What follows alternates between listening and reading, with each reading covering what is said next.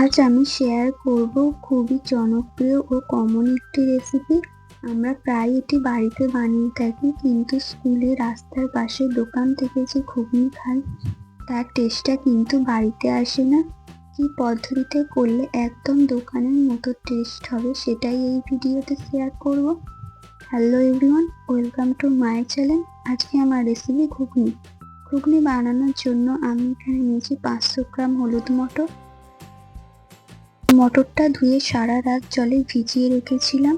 7 থেকে 8 ঘন্টা ভিজিয়ে রাখলেও হবে। মটরগুলো ভিজে যাওয়ার পরে ফুলে ডবল সাইজের হয়ে গেছে। এবার ভিজিয়ে রাখা মটরগুলোকে সিদ্ধ করার জন্য প্রেসার কুকারের মধ্যে নিয়ে নেব।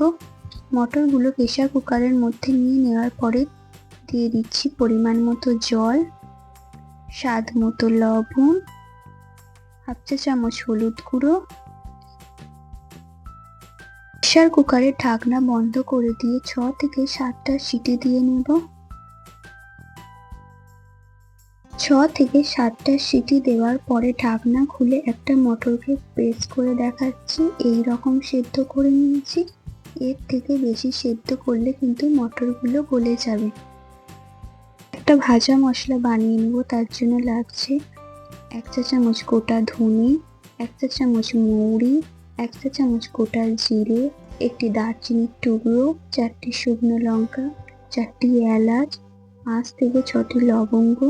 সব কিছুকে শুকনো খোলার মধ্যে দিয়ে ভালো করে ভেজে নিতে হবে।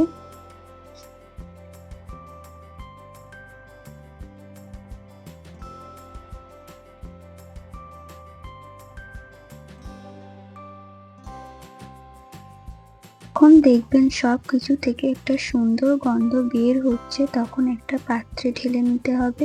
ঢেলে ঠান্ডা করে পাউডার করে নিতে হবে। ঘুগনিটা বানানোর জন্য একটা কড়াই বসিয়ে দিয়েছি। তাতে দিয়ে দিচ্ছি সর্ষের তেল। তেলটা গরম হয়ে গেলে দিয়ে দেব 2টি মাঝারি মাপের পেঁয়াজ কুচি। 2 থেকে 3 মিনিট হাই ফ্লেমে পেঁয়াজটাকে ভাজতে হবে।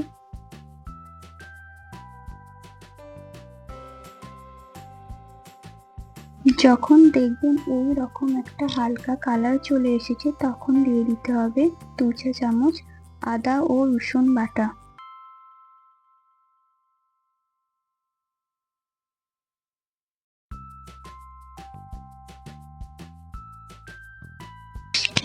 আদা ও রসুন বাটা দিয়ে 30 থেকে 40 সেকেন্ড ভাজতে হবে, যাতে আদা ও রসুনের কাঁচা গন্ধটা চলে যায়। আর কাঁচা গন্ধটা চলে গেলে দিয়ে দেব আলু। একটি বড় মাপের আলুকে ছোট ছোট করে কেটে দিয়েছি। এই স্টেজে আলুটা দিলে আলুটা ভাজাও হয়ে যাবে আর ঘুগনিটা রেডি হতে হতে সিদ্ধও হয়ে যাবে।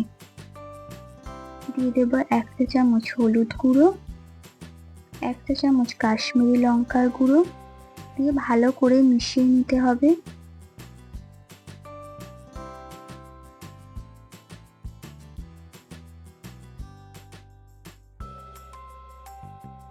মেশানো হয়ে গেলে দিয়ে দেব 3 থেকে 4টি কুচনো কাঁচা লঙ্কা, স্বাদ মতো লবণ,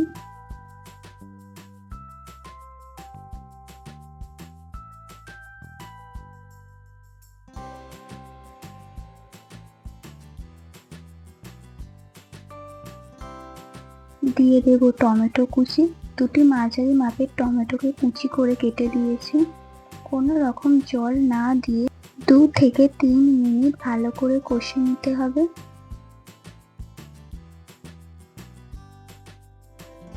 দু থেকে 3 মিনিট পরে দিয়ে দেবো 1 চা চামচ ধনে গুঁড়ো আর হাফ চা চামচ গোলমরিচ গুঁড়ো।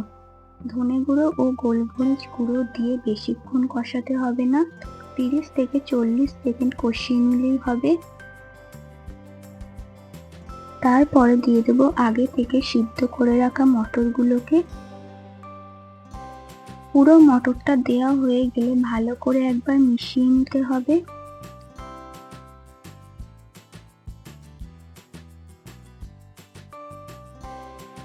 আর একটু জল দিয়ে কিছুক্ষণ ফুটিয়ে নিতে হবে। ফোটানোর আগে দিয়ে দেব যে ভাজা মশলাটা বানিয়ে রেখেছিলাম, পুরো মশলাটাই আমি এখানে দিয়ে দিয়েছি। মশলাটা দিয়ে ভালো করে একবার মিশিয়ে নিতে হবে। মেশানো হয়ে গেলে 3 থেকে 4 মিনিট হাই ফ্লেমে ফুটিয়ে নিলেই হবে।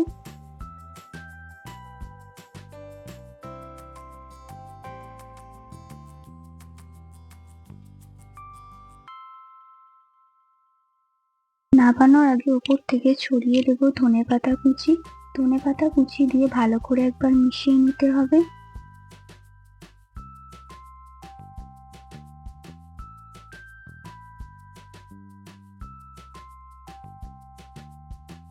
যেহেতু দোকানের মতো করে করছি তাই একদম দোকানের মতো করে সার্ভ করছি। পেঁয়াজ কুচি, শসা কুচি, কাঁচা লঙ্কা কুচি, তেঁতুল জল, ধনেপাতা কুচি, ভুজিয়া, লেবু।